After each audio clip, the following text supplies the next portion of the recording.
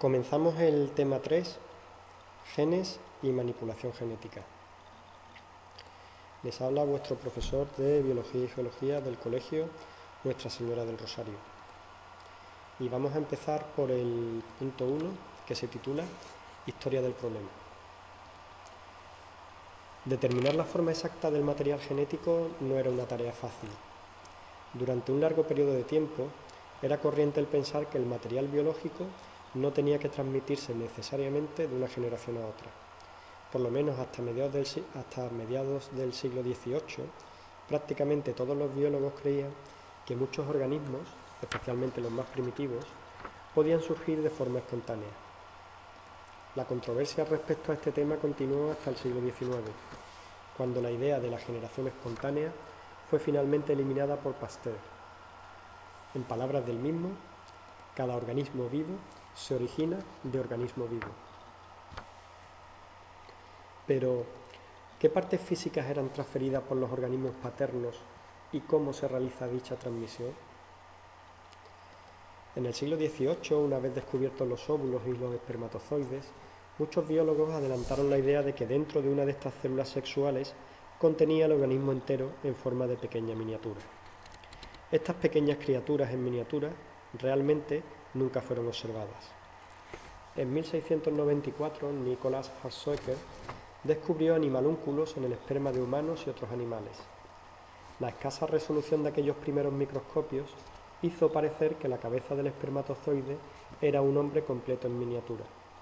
A raíz de ahí se desataron las teorías que afirmaban que el esperma era de hecho un hombre pequeño, homúnculo, que se ponía dentro de una mujer para que creciese hasta ser un niño. Estos llegarían más tarde a ser conocidos como los espermistas.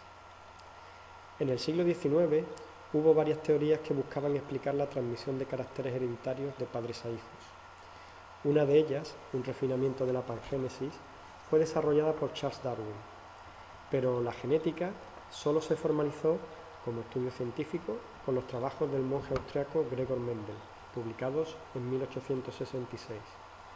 En ellos demostraba la existencia de unidades hereditarias que se transmitían de padres a hijos sin mezclarse y siguiendo unas leyes sencillas.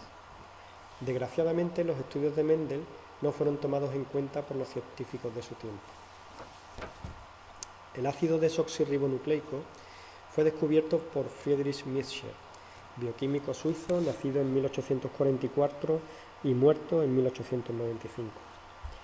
En el año 1869, Miescher trabajaba en Tubinga, haciendo histoquímica. En una época en la que muchos investigadores se dedicaban a examinar el funcionamiento de las células, Miescher decidió concentrarse en el estudio de células linfoides, glóbulos blancos o linfocitos. Estas se podían obtener fácilmente a partir de la pus de los enfermos de una clínica cercana, pues entonces las infecciones graves eran cosa común. Miescher estaba interesado en la composición química de las células, en particular en las proteínas, sustancias presentes en el protoplasma, la sustancia viva en el interior de la célula, equivalente a lo que hoy conocemos como citoplasma, junto con los orgánulos que contiene. Por ello se dedicó a tratar de separar el protoplasma y los núcleos de las células. Buscando cómo lograrlo, aplicó diferentes soluciones de sales a las células mientras las observaba en el microscopio. Fue entonces que hizo una observación importante que desviaría su atención del protoplasma al núcleo. En el experimento con fluidos débilmente alcalinos, se obtuvieron a partir de las soluciones, mediante neutralización, precipitados que no eran solubles en agua, ácido acético, ácido clorhídrico muy diluido, ni en solución de cloruro de sodio, y en consecuencia no pueden pertenecer a ninguna de las sustancias proteicas conocidas hasta ahora. Miescher tenía razones para suponer que este precipitado provenía de los núcleos de las células, lo cual era la primera indicación de que el núcleo pudiera tener una composición química propia. Para comprobarlo tuvo que desarrollar una técnica para aislar los núcleos, lo cual logró utilizando pepsina para romper las células. Una vez obtenidos los núcleos en forma pura, lo cual comprobó mediante el microscopio, aisló nuevamente el precipitado a partir de ellos. Posteriormente, Miescher también logró purificar su misteriosa sustancia a partir de núcleos de levaduras, células de riñón, de hígado, de testículos y glóbulos rojos. y confirmó que no parecía tratarse de una proteína. Tomando en cuenta su origen, decidió llamarla nucleína. El análisis químico indicaba que además de carbono, oxígeno, nitrógeno e hidrógeno, la nucleína contenía fósforo, un elemento poco usual en las sustancias de origen biológico estudiadas hasta entonces. El contenido de fósforo en la nucleína fue lo que contribuyó en gran medida a despertar el interés de otros investigadores en su estudio. Por diversas circunstancias, entre ellas una guerra, los hallazgos de Miescher no se publicaron sino hasta 1871. Inicialmente Miescher pensaba que la función de la nucleína era servir como reserva de fósforo, manteniéndolo disponible para cuando la célula lo necesitara. Hacia el final de su vida, Miescher sospechaba, junto con otros, que la nucleína podía constituir la base química de la herencia.